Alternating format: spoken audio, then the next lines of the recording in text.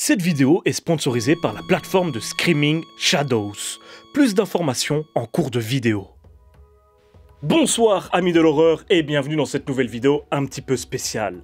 Vous n'êtes normalement pas sans savoir qu'il y a peu de temps c'était le fameux BIFF dont je ne cesse de vanter les mérites sur ma chaîne, mon festival de films de genre favori parmi tous ceux que j'ai pu visiter, et je ne dis pas ça parce qu'il est bruxellois, hein, non, ne soyons pas chauvins. Et donc, circonstance oblige, cette année c'était une édition en ligne. Et je pense que pas mal d'entre vous ont pu le découvrir, notamment via les vidéos, live et autres informations données par certains et certaines de mes confrères, collègues, youtubeurs et youtubeuses. Bref, comme chaque année, c'est la tradition, je vais vous faire un petit top des films que j'ai pu voir au BIFF, et j'ai pu tout voir, en tout cas en ce qui concerne les longs métrages, parce qu'il y avait comme d'habitude une énorme sélection de courts métrages, et là j'ai moins vu de choses, mais par contre tous les longs métrages j'ai pu les voir. Et laissez-moi vous dire que cette année, je trouve que c'était un excellent cru. Vraiment une très très belle édition qui combinait des films pour l'édition 2021, mais également quelques rescapés de l'édition 2020 qui avaient dû être annulés à cause d'un certain phénomène que nous connaissons tous et que je n'ai pas envie de citer dans cette vidéo. Bref, je vous donne donc un petit top qui sera normalement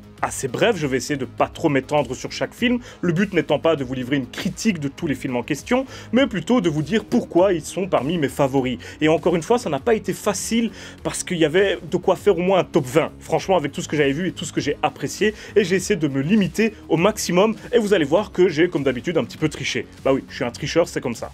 Trêve de mondanité, c'est parti pour le top 10 des films du BIFF édition 2021. On y va. Et comme d'habitude, pour ma 10e place, j'ai 2 films. Bah oui, c'est comme ça, j'ai 11 films dans mon top 10. Comme à chaque fois, comme lors de mes tops de fin d'année, je triche tout le temps, c'est pas possible, j'arrive pas à faire autrement. Voilà, c'est une maladie. Le premier d'entre eux est un documentaire japonais, Extro de Naoki Murahashi, qui se concentre sur les figurants au cinéma. Ça commence comme un documentaire classique, entre guillemets, même si ce sont des acteurs que l'on voit, bien sûr, mais qui vraiment va s'attarder sur les petits tracas du quotidien d'un figurant, la routine du maquillage, les échecs aussi d'un figurant, les aspirations manquées de tous ces acteurs qui finissent par n'être que des figurants que l'on n'aperçoit que quelques secondes dans un coin d'écran, dans un long métrage ou dans une série télé. Et petit à petit, on va basculer dans de la fiction de plus en plus folle, j'ai envie de dire, sans pour autant que l'on remarque vraiment le basculement. Ça se fait vraiment de façon très naturelle. On va quitter petit à petit le documentaire un petit peu banal, un petit peu ordinaire, et on va suivre des policiers infiltrés durant un tournage qui vont devoir essayer de mettre la main sur un criminel qui serait caché parmi les figurants. Et alors on va voir les efforts que vont fournir ces policiers pour essayer de se fondre dans la masse, et on va constater qu'être figurant, ça n'est pas si facile que ça. Enfin bon bref, je vais pas m'étendre plus que ça sur le documentaire qui est vraiment très bien fait. On s'attache encore une fois vraiment beaucoup aux personnages. C'est vraiment une authentique déclaration d'amour pour le cinéma dans son ensemble et pour les petites mains qui permettent au film d'exister tout simplement et qu'on a tendance à oublier. Donc vraiment, gros coup de cœur sur ce film qui était un rescapé donc de l'édition 2020 du BIFF. J'ai vraiment beaucoup aimé. Ma deuxième 10e position, et c'est très bizarre de dire ça comme ça, c'est un film américain, Honeydew, de Devro Milburn. Alors pour la petite histoire, il est disponible depuis hier sur Shadows, donc vous pouvez aller le découvrir sur la plateforme, n'hésitez pas. Et encore une fois, on en parle un petit peu plus en détail en fin de vidéo. Mais voilà, c'est un petit tips que je vous donne comme ça. Et franchement, si vous avez l'occasion d'aller le découvrir, faites-le. Alors, il va peut-être pas correspondre à tout le monde, on lit vraiment de tout sur ce film, en termes de critique, en termes d'avis. Il y a des gens qui ont adoré, des gens qui ont détesté, je suis un peu plus entre les deux. Donc c'est un film très lent qui va se concentrer sur un couple qui part faire du camping et qui va se retrouver en contact avec une étrange famille, si l'on peut dire, qui vit isolée au milieu de nulle part, dans une espèce de petite maison reculée dans la campagne. Ça sent bon le redneck movie, si vous voyez ce que je veux dire. Mais ça tarde à venir, c'est-à-dire que on sent bien qu'il y a quelque chose de pas normal, on est un peu mal à l'aise devant une très jolie vieille dame au demeurant qui accueille notre couple et qui va en apparence s'occuper d'eux de façon très gentille, très cordiale, mais on sent qu'il y a quelque chose qui ne va pas. On n'arrive pas encore à bien saisir la discordance, si vous voyez ce que je veux dire, mais par contre, on a vu tellement de films d'horreur auparavant qu'on sait que ça va dégénérer à un moment. En fait, ce film profite de notre connaissance cinématographique, du fait qu'on a tous déjà vu Massacre à la tronçonneuse, Deliverance ou que sais-je encore, d'autres redneck movies, et qu'on sait donc que ça va mal tourner. Mais on sait pas trop comment, on sait pas trop ce qui se passe exactement, et le film joue sur tous ces éléments-là, sur cet inconnu pour le spectateur, pour faire vraiment durer le suspense. Et en ça, je trouve que c'est vraiment bien géré. On a une photographie que je trouve magnifique, honnêtement. On a des mouvements de caméra qui sont toujours dans une extrême lenteur, voire tout simplement des plans très fixes, hein. Le but étant toujours d'essayer de ralentir un petit peu le temps. On vit vraiment le film en temps réel et ça participe énormément au malaise. Mais en tout cas, Honeydew, c'est pas le film qui va vous faire peur, c'est pas le film qui utilise énormément d'artifices pour prendre le spectateur au piège, mais vraiment, non, on va assister à une intrigue très très lente, à un jeu d'acteurs très correct. D'ailleurs, il y a le fils de Steven Spielberg qui joue l'un des deux rôles principaux. Juste pour ça, normalement, ça doit vous donner envie de découvrir le film. Donc très très loin de la gratuité de tout un tas de torture porn qui utilisent l'archétype du redneck qu'on a pu voir ces derniers temps. Honeydew est assez sobre et vraiment très lent, très contemplatif même, et franchement, je vous le recommande. 9e position, un thriller coréen, Bring Me Home de Seong-woo Kim. Alors, on n'est pas dans un film d'horreur techniquement, même si parfois on n'en est pas loin. Parce qu'ici, dans Bring Me Home, on va suivre une maman qui essaye de retrouver son fils disparu plusieurs années plus tôt. Et qui entend, d'après une espèce de rumeur et d'un indice anonyme et mystérieux, que son fils pourrait être retenu par une espèce de communauté de pêcheurs dans un tout petit village en pleine campagne. Et elle va donc s'y rendre pour essayer de voir si c'est vraiment son fils. Et autant vous dire que si vous n'aimez pas voir de la violence infligée aux enfants, ce film n'est pas fait pour vous. Le film n'épargne rien aux bambins. Et au-delà de ça, comme souvent dans les thrillers coréens, l'émotion est au rendez-vous. Car non seulement il y a du suspense, mais en plus, oui, vous allez vous prendre d'affection, évidemment, pour cette maman à la recherche de son fils, pour son combat, et vous allez assister avec horreur, vraiment, il n'y a pas d'autre mot, aux événements qu'elle va subir, aux différents obstacles qui vont se mettre sur sa route.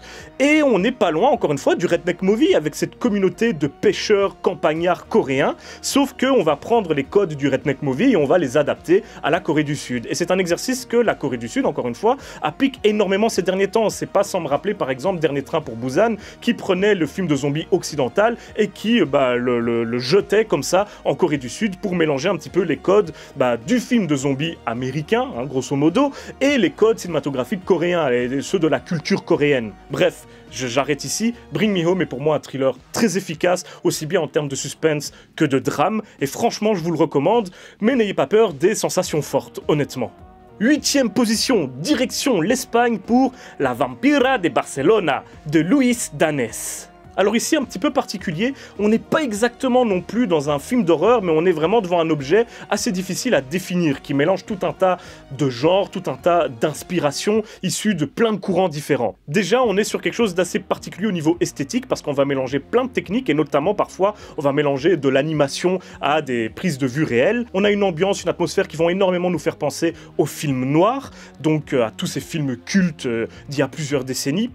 Et on va troquer notre traditionnel détective privé par un journaliste qui va remplir grosso modo le même rôle, mais surtout on va mélanger fiction et réalité, parce que le film va se pencher sur un fait divers, sur un fait historique qui s'est donc réellement déroulé, et en y ajoutant pas mal d'éléments fictifs. Ce qui va nous donner ce drôle d'objet cinématographique qui m'a vraiment convaincu. Voilà, c'est le mot. J'ai été convaincu par cette proposition de cinéma qui est vraiment 100% catalane, hein. C'est-à-dire que c'est tourné en catalan, c'est un fait historique purement barcelonais, donc on est vraiment sur un petit objet 100% barcelonais, encore une fois. Et il y a certaines scènes qui vraiment, encore une fois, au niveau esthétique, aussi bien en termes de mise en scène que de choix, de colorimétrie, le jeu des lumières aussi, qui est vraiment exceptionnel, franchement, qui vont vous marquer la rétine.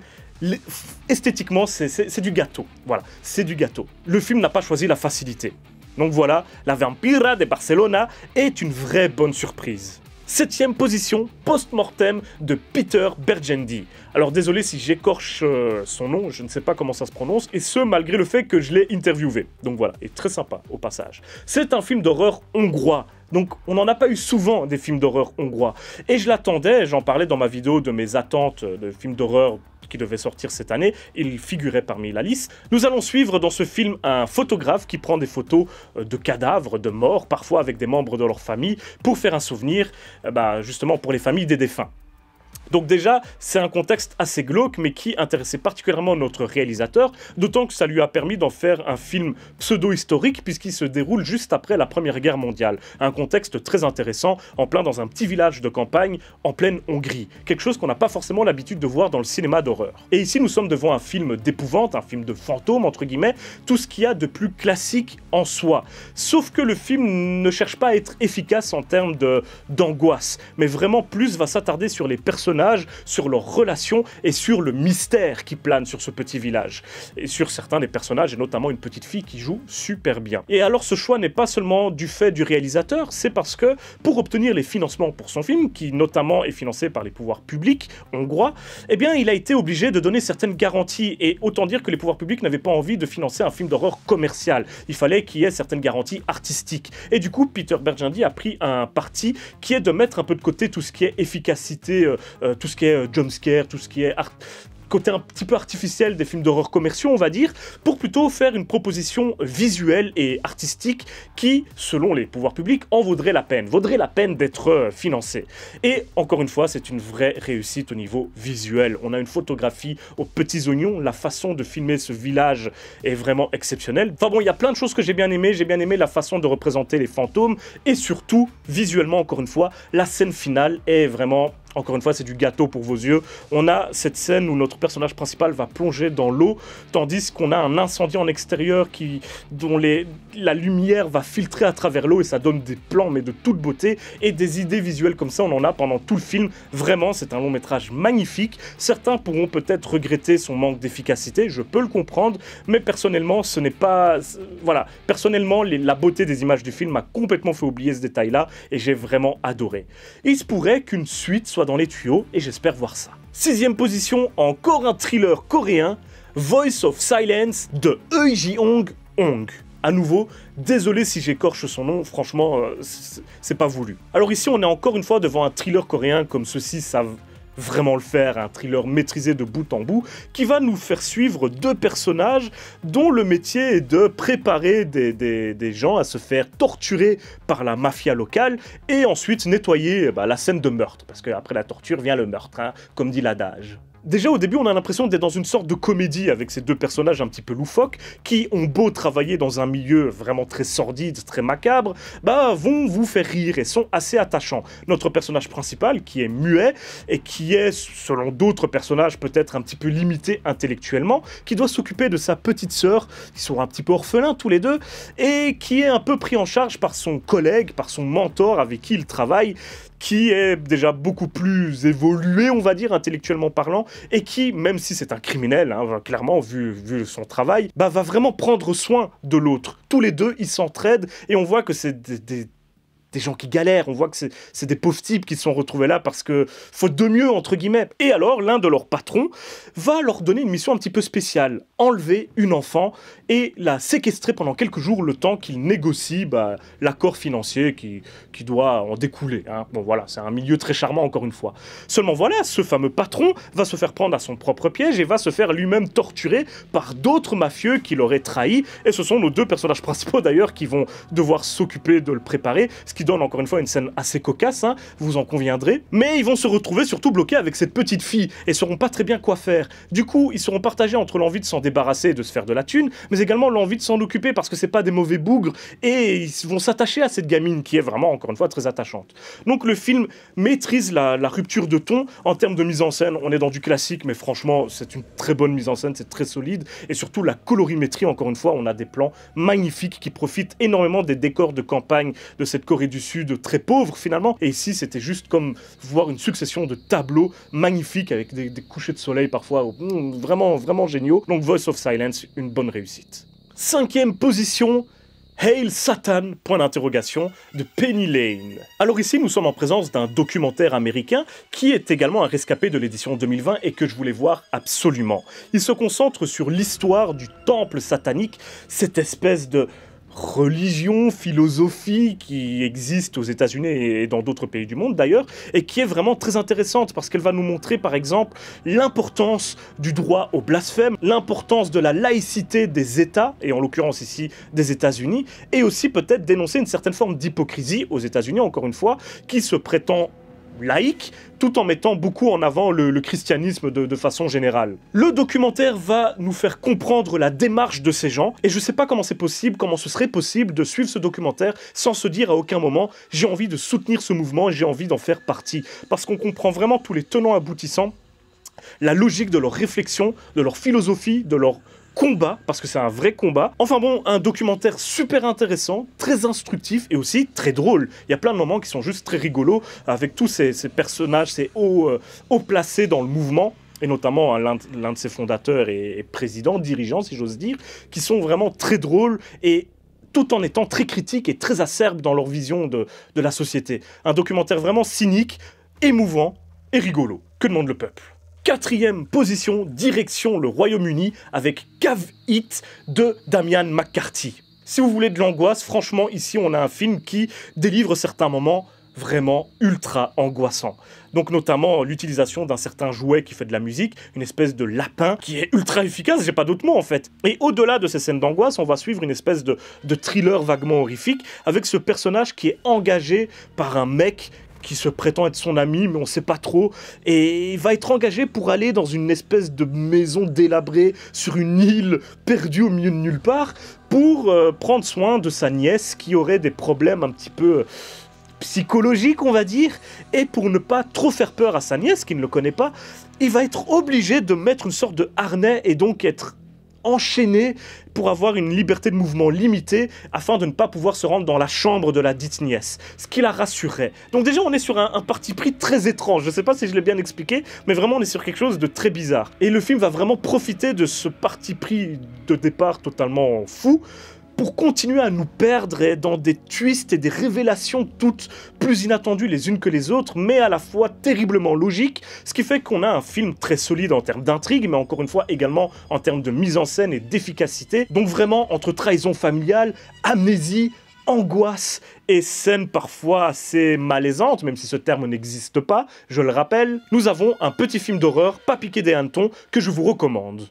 3e place, et nous restons en Belgique pour Hôtel Poséidon de Stéphane Lernouz. Alors ici, nous sommes devant un pur bijou de surréalisme, un film qu'il ne faut pas chercher à interpréter, sinon on devient fou, tout simplement. Donc on va suivre un personnage terriblement crade qui vit dans un hôtel délabré au possible, crasseux, dégueulasse, avec une introduction qui tire en longueur et qui risque de vous faire la grimace tellement c'est sale, tellement c'est immonde, et même la photographie et l'éclairage font tout pour faire ressortir toute cette crasse. Non, on aime. Et on va suivre donc ce personnage évoluer dans une espèce d'univers un petit peu alternatif où tout le monde, tous les autres protagonistes ont des comportements incompréhensibles, il y a des dialogues qui sont juste lunaires. Donc encore une fois, ne vous attendez pas à suivre quelque chose de linéaire, à suivre un récit vraiment cohérent. C'est juste un voyage surréaliste avec des personnages tous plus étranges les uns que les autres et j'ai vraiment adoré. Pour moi, on est devant un authentique film belge, plein de cet humour qu'on nous reconnaît à nous les Belges, un humour un petit peu loufoque, un petit peu étrange, hein. On a parfois l'impression d'assister à un long épisode de striptease qui est plein d'humour belge, encore une fois, plein de ce second degré, de cette autodérision, mais également d'un humour qui est prompt à faire peser le malaise sur le spectateur. Enfin bon, j'ai pas d'autres mots pour décrire cette proposition de cinéma, encore une fois très surréaliste, mais je vous le recommande vraiment énormément. Hôtel Poséidon a été vraiment une petite claque pour moi. 2e position, encore un documentaire, cette fois-ci qui nous vient des Pays-Bas, de Dikma's Method de Geoffrey de Voort. Et comme son nom l'indique, le documentaire s'attarde sur la carrière de Dikmas, l'un des papes de l'horreur et du cinéma de genre hollandais, si l'on accepte Paul Verhoeven, mais qui a fait la plupart de ses films de genre aux États-Unis, donc ça ne compte pas. Bref, ce qui est intéressant avec ce documentaire, c'est que finalement Dikmas est quelqu'un d'assez mystérieux, un réalisateur qui a très peu répondu à des interviews peu importe où dans le monde, et du coup sur qui on sait finalement assez peu de choses, surtout quand on ne s'intéresse pas forcément beaucoup à sa filmographie. Et je suis un fan de son cinéma, j'aime beaucoup ses films de genre, et j'attendais qu'une chose, c'est d'en savoir plus. C'était le premier film que j'ai découvert au bif tout simplement, j'étais trop content d'enfin pouvoir le voir, et le documentaire est vraiment très bien fait. On en apprend énormément sur les méthodes de travail de Dikmas, sur ses qualités en tant que réalisateur, et sur certains de ses défauts également. Comme tous les documentaires de ce genre, il y a une certaine part qui est consacrée à la découverte du personnage et donc il y a une certaine émotion, une certaine humanité derrière, mais on a également beaucoup de passages qui sont consacrés à ces méthodes de réalisateur, et là ça devient vraiment très intéressant, parce que Dick Maas a souvent travaillé avec très peu d'argent, et pourtant il a réussi à nous fournir des pellicules qui proposaient de véritables moments d'action jouissifs, comme seuls des blockbusters pourraient en proposer à la limite. Donc des vrais moments de course-poursuite en bateau par exemple à Amsterdam, quelque chose qu'on ne pourrait plus voir aujourd'hui. Et bien tout ça vous est expliqué dans The Dick Maas Method, et c'est encore une fois une déclaration d'amour au cinéma de genre, en passant ici par le prisme de Dick Maas. Donc vraiment, j'ai beaucoup aimé, et pas seulement parce que j'aime déjà le réalisateur, je ne peux que vous recommander le documentaire à vous également. Foncez. Et toujours avant de vous donner mon numéro 1, le suspense est à son comble, voici quand même quelques mots sur le sponsor de cette vidéo, Shadows, que je remercie bien sûr chaleureusement. Shadows, c'est une plateforme française 100% légale, entièrement dédiée au cinéma de genre. C'est une plateforme de streaming, comme ils se décrivent si bien eux-mêmes. Pour seulement 4,99€ par mois, je traduis pour les amis français 4,99€, vous aurez accès à des classiques, des pépites méconnues, tout un tas d'exclusivités, à nouveau comme Honeydew par exemple, dont je vous ai parlé dans cette fameuse liste, vous ne pouvez le trouver que sur Shadows en France. Évidemment, une telle démarche et un tel catalogue ne peuvent être proposés que par une authentique équipe de passionnés, purs et durs, qui sont à écoute de leur communauté, de leur public, et qui sont très actifs sur les réseaux sociaux. Donc si vous avez la moindre question, la moindre suggestion, n'hésitez jamais à les contacter, ils vous répondront toujours avec beaucoup de gentillesse. Enfin bref, Shadows, c'est la plateforme de streaming légale à ne pas manquer si vous êtes un fan de cinéma de genre, et plus précisément de cinéma d'horreur. Ce n'est pas la première fois que je la recommande, j'ai fait 2-3 vidéos à ce sujet, n'hésitez pas non plus à aller les regarder, et si jamais en plus vous hésitez encore à vous prendre un abonnement, sait-on jamais, peut-être n'êtes-vous pas encore convaincu, à l'aide du code AS2 qui apparaît en ce moment juste sur votre écran, vous disposerez de 30 jours gratuits. Donc franchement, vous n'avez plus aucune excuse pour ne pas tenter l'expérience Shadows, et à mon avis, vous en sortirez convaincu. Donc n'attendez plus et essayez-vous au streaming avec Shadows. Et merci à eux d'avoir sponsorisé la vidéo. Et enfin, après tant d'attentes, voici mon numéro 1. Vicious Fun de Cody Callahan. Alors franchement, grosse surprise, un film extrêmement fun et ultra référencé à tous les classiques du genre, hein, que ce soit au slasher, peut-être même un petit peu au giallo en lui-même, et au home invasion, que sais-je et que sais-je.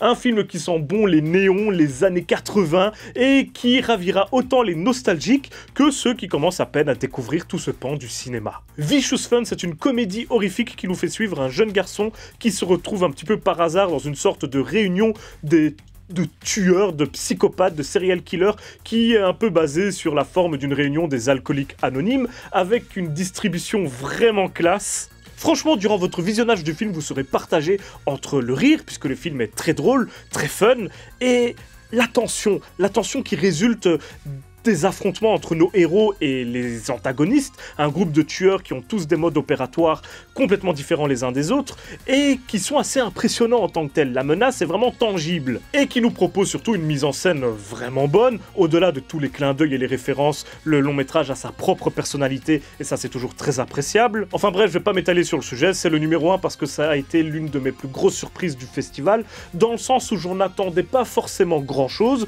ça m'avait l'air d'être un petit film bien fun, et que ça a dépassé toutes mes attentes, donc forcément, il m'a laissé forte impression. Donc n'hésitez pas à découvrir ce petit film qui réussit tout ce qu'il cherche à entreprendre, et qui est vraiment une belle découverte de ce BIFF 2021.